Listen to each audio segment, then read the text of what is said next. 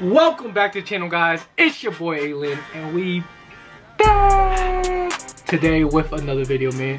So look, first and foremost, if you guys are new to the channel, just do me this favor, go down there, hit that subscribe button, leave a like on the video as well, and just comment down below what else y'all want to see, man. Your boy's trying to hit 2,000 subscribers by the end of the month. We got 15 days and we only need 105 subscribers. Like, we could dead do that, you feel me? Like, if you just watching this video, y'all might as well, you know, subscribe. Feel me? Just subscribe. But anyways, we are back today with another sneaker review. And yeah, it's one of the most anticipated sneakers of the year, actually. I was able to get my hands on a couple of pairs. It is the Jordan 1 Shadow 2.0. Personally, based off like the looks and pictures, you know, I like to give my little history with the shoe. I wasn't really too fond of it. Nothing about it like really stood out to me like, yo, I really need that shoe. It was just like a twist on the OG Jordan 1 Shadows. And yeah, so basically on release day, I was able to hit on Sneakers app. Y'all let me know how y'all did, you feel me? And I was able to get a few pairs in store, so everything went kind of well.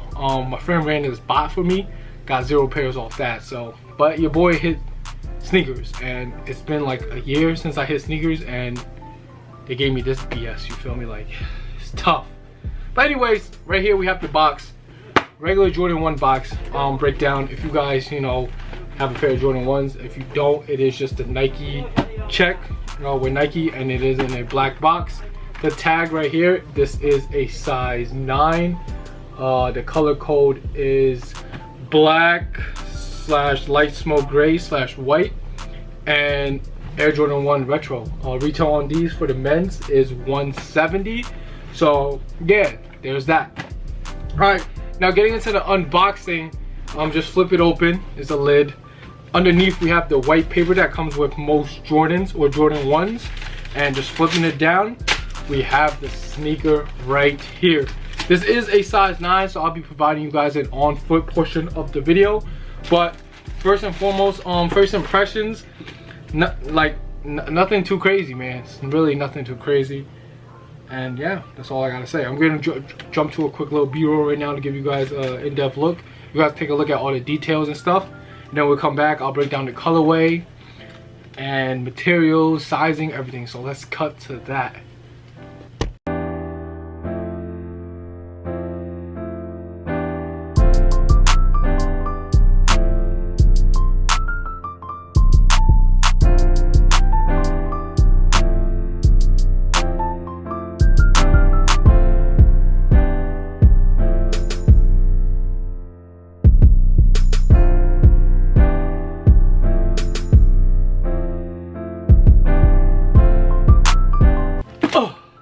Alright, so coming back from the B-roll, hopefully you guys, you know, got a good look at the sneakers, you know, the details, the quality and everything. But yeah, let's just jump into the colorway breakdown for this sneaker, man. Pretty simple. Jordan 1 Shadow 2.0. Well, I'm just gonna compare it to the Shadows off rip. I have my 2013 pair right here. I wore the 2018 pair today, so it's in my car. I forgot to take it out. But yeah, just like the gray is darker on the older pair, on like the OG Shadows, as opposed to this pair. Well, it is suede as opposed to being leather, but the Shadows just look darker than this. Y'all let me know if y'all can see the difference. Like, it's pretty visible.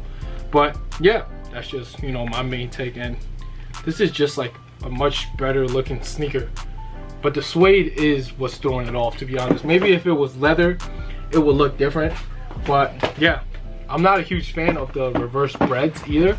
That's what they base these off of, and so these aren't really like my cup of tea. With that aside, let's get into the colorway breakdown. The two main colors that make up this shoe is black and gray. So the black portion of this sneaker is in leather. It's not tumble leather, it's just regular leather. The leather is not too crazy on these, and yeah, man. And then the gray area is in this suede material. The suede is not too crazy on these either. I'm not gonna lie, the smoke gray ones have better suede than this shoe right here. This suede is more, it's not even really suede, it's kind of like nubuck in my opinion, because it doesn't have the suede hairs or anything like that. And yeah, it's just pretty trash in my opinion. So now speaking about the portions, that's gray. Toe, around the toe is gray. Toe box is black. Mid panels is black. The Nike swoosh is in gray. Same with the lace holes going up, and also the heel, I guess, is in gray, and also the Jordan Wings logo is in black with the ankle collar being black. Now the liner is also in black with the tongue being black and Nike Air on the tongue being in gray. And then inside they have a Nike Air on the inside. That part is in gray as well. White midsole, that's pretty common on all Jordan 1s with a black outsole. So yeah, black laces come with it, but it also comes with an extra pair of gray laces. So, you know, you guys pick what you want to do. On foot, I'm going to give you guys, you know, a look of one shoe with the black, one shoe with the gray. So y'all let me know which one y'all prefer down in the comments, man. Now, as for sizing on Jordan 1s, I would suggest going true to size on Jordan 1s. Personally, I'm a 9. I usually get a 9. 8.5 looks like a little small on my foot, so I get a 9. But 9.5 look too big, so I would just suggest going true to size. If it's a little bit roomy, I will go half size down. So yeah, there is sizing. Now, as for comfort, I've been saying that Jordan 1 has like no crazy technology in it, like no air or anything, but somebody commented in my last Jordan 1 review that there is a air unit on the inside. That's why it's called Air Jordans. Because if you think about it, the Nike Dunks, right, they don't have the air portion. This part does, so there has to be some type of air in there, or it could just be false advertising. So I don't know, but this one right here, I guess they say has a zoom unit or air unit or something. So still 6 out of 10. Like, you can't really feel that. So, you know, 6 out of 10 as for comfort on Jordan 1s. And yeah, man, that pretty much wraps up the review. Let me give you guys, you know, an on-foot look so you guys can see how to style it and everything. I'll just probably throw it on with a pair of cargos. And yeah, I'm gonna come back from that, wrap things up with the resale predictions and my final opinion. So let's cut to that.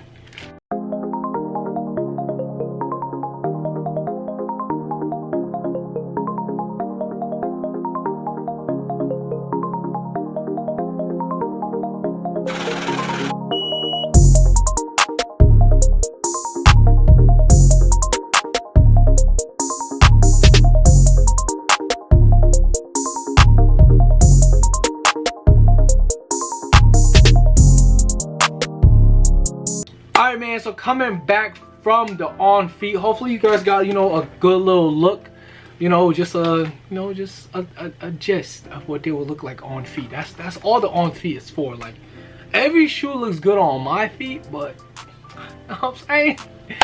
But yeah, let's talk about resale, man. A lot of people went after this shoe because of resale. Jordan 1s typically resell pretty well, and this is like the second like shadow, you feel me? They came out with shattered backboard 2.0s, they came out with bread toes, royal toes, but they never did like a shadow, you know, mix up. And this is the first one that they did, and it was kind of like a disappointment. The hype is not really there. A lot of people will feel like, I feel like, sleep on shadows as opposed to breads and royals anyway. So yeah, in my opinion, shadows are probably, if not one, then they're two, you know what I'm saying? Because it's between the royals and the shadows being my favorite Jordan 1 out of, like, you know, the OGs or whatever you want to call it. So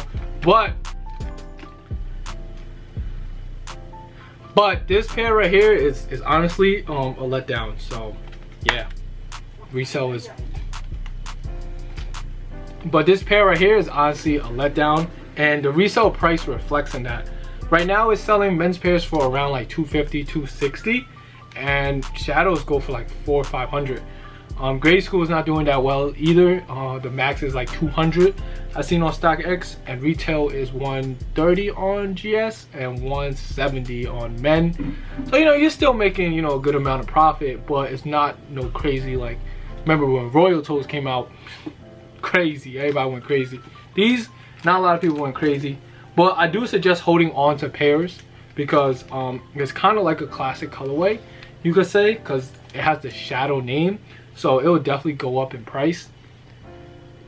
I don't know what I'm gonna do with my pairs. I'm probably just gonna move as many as I can and then rebuy back in. That's usually what I do.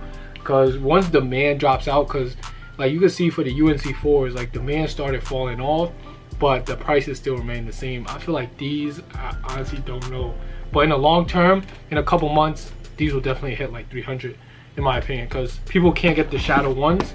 They're just gonna settle for the 2.0. That's just basically what people do. They can't get these, so they just settle for these. Honestly, I would never do that, but you know, just what people do, you feel me? Covers resell, so I would say hold on to these for a couple months and you should be solid, man. They should be a $300 shoe because it just has the shadow name holding its weight. Now to wrap things up with my final opinion, how do I feel about this sneaker? I basically broke it down. Like, it's not the OG, and I'm kind of disappointed that this was the Shadow 2.0. I feel like they have so much more potential with a black and gray shoe, and this just is just not doing it for me, you feel me? So I honestly would have to drop these just because I have 2 pairs of Shadows as well. One to beat up, one to keep fresh, and yeah, that pretty much is that. Y'all let me know how y'all feel down below in the comments about this sneaker, man. Do you plan on keeping them? Do you plan on selling them? And do you plan on buying them? I don't know, man. But that wraps up this video. It's your boy ALin. I'm checking out. Y'all make sure y'all stay safe and stay swaggy. And we out.